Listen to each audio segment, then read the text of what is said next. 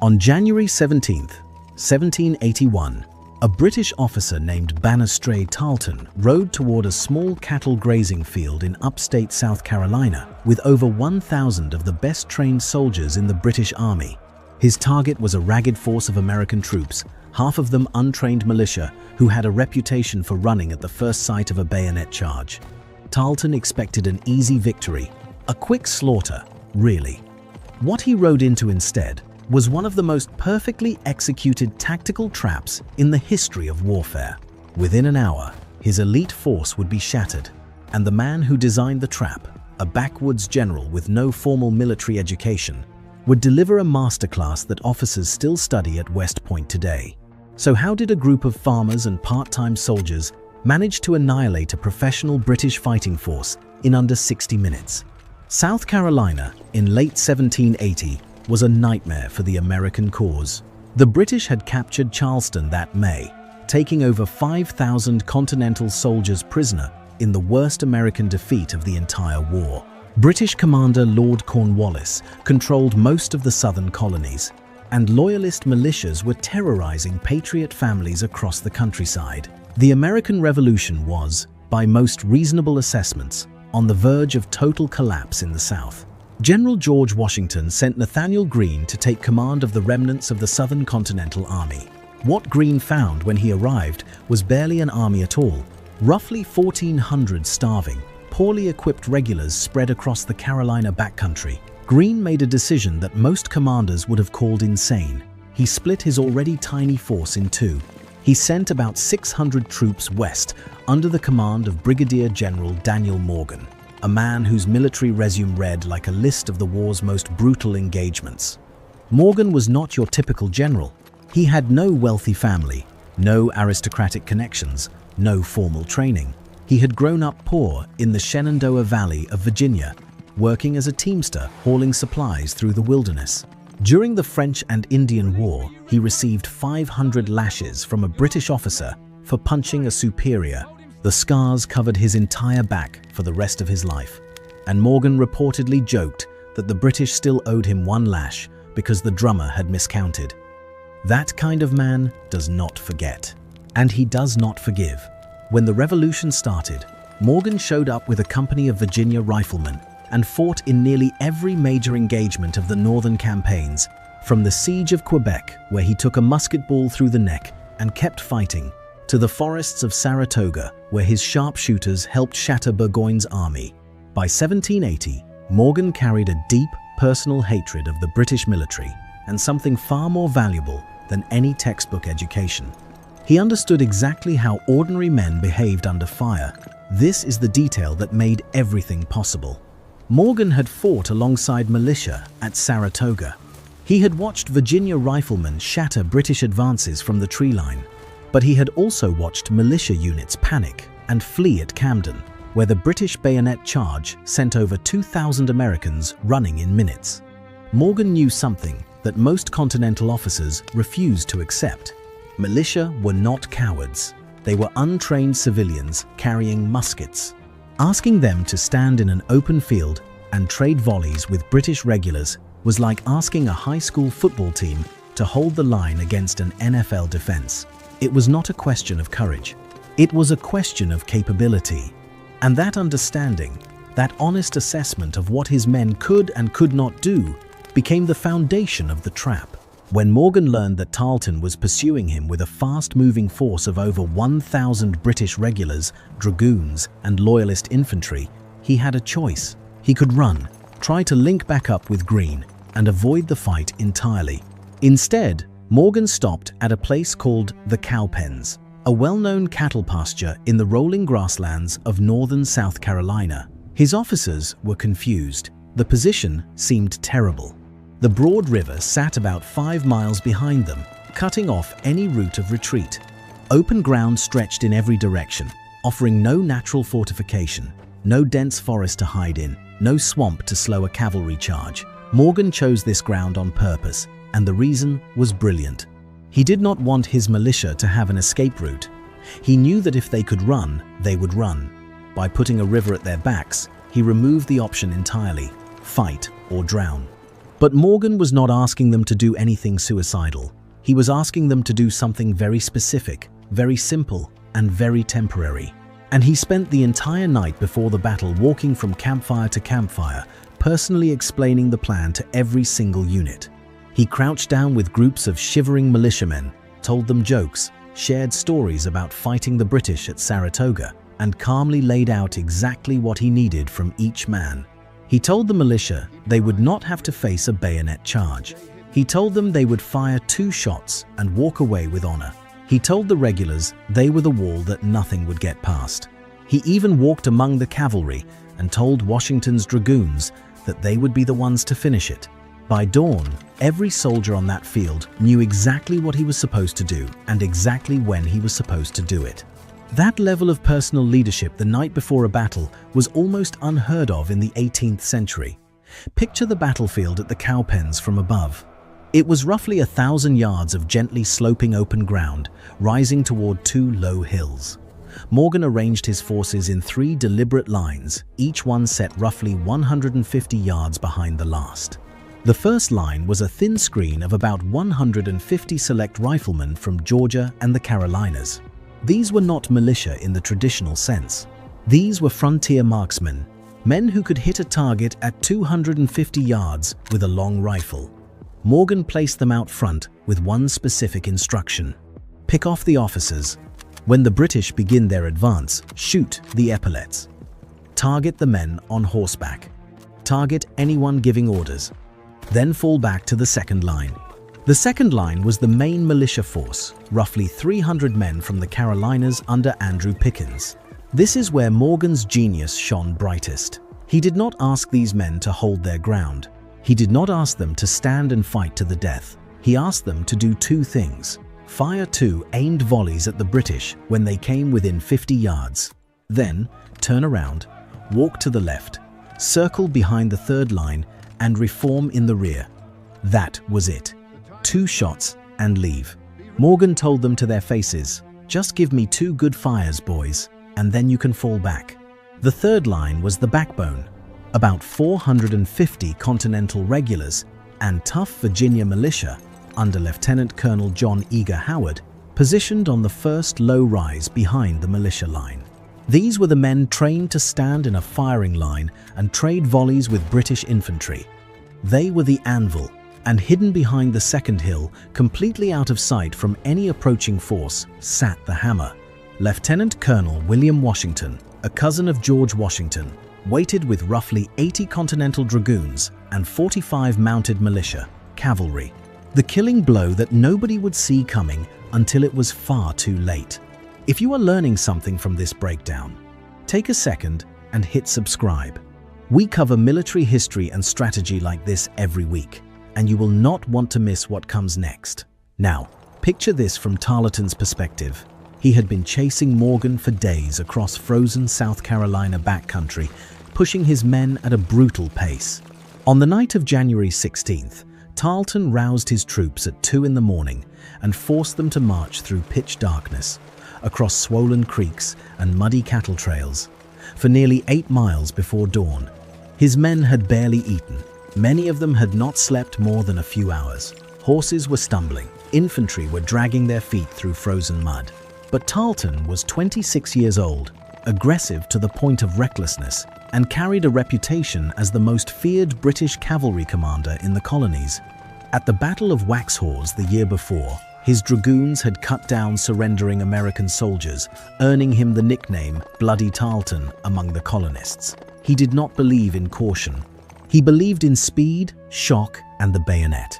And every previous encounter with American militia had confirmed his belief that they would crumble under a hard, fast assault. When Tarleton's scouts reported that Morgan's force was deployed on open ground with a river behind them, Tarleton saw exactly what Morgan wanted him to see: a trapped, outnumbered American force with nowhere to run. This was a gift. Tarleton ordered an immediate attack without waiting for his troops to rest, without conducting a proper reconnaissance, and without holding a meaningful reserve. He formed his infantry into a wide assault line and sent them forward across the frozen pasture at first light. The first thing the British encountered was the skirmish line of riflemen. Shots cracked across the field from long range, and British officers started falling from their horses. A captain dropped, then a sergeant. The rifleman fired, reloaded, fired again, and then melted backward toward the second line, exactly as Morgan had planned. The British pressed forward. They could see the militia line ahead of them, a thin formation of rough-looking men in civilian clothes. This was the moment British regulars lived for.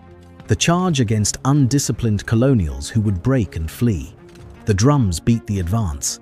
The redcoats leveled their bayonets and surged forward with a shout. At 50 yards, Pickens gave the order. The militia line erupted. 300 muskets fired into the British ranks at close range. The volley was devastating. Entire sections of the British line crumpled. Men dropped in rows. The smoke from 300 simultaneous discharges rolled across the field in a thick grey curtain.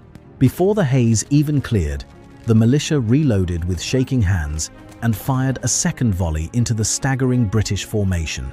Then, exactly as Morgan had told them to do, they turned and began moving to the left, heading around the back of the Continental line. Some of them jogged, some of them walked. A few of them looked back over their shoulders at the redcoats screaming behind them. But they moved together as a unit, following the route Morgan had walked them through the night before. They had done their job, 2 good fires, and now they were leaving the stage. And this is where Tarleton made the fatal mistake Morgan had been counting on. When the British saw the militia turning and moving away, they interpreted it as a rout. The Americans were running. The line had broken. This was Camden all over again. Officers shouted for the pursuit. A surge of adrenaline tore through the British ranks, and their disciplined advance dissolved into a full-speed charge. Order collapsed. Officers lost control of their formations.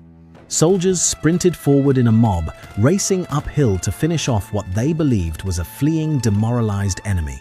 They were screaming, bayonets forward, regimental cohesion gone. Every instinct telling them this fight was already won. They crested the low rise and ran directly into John Eager Howard's Continental line.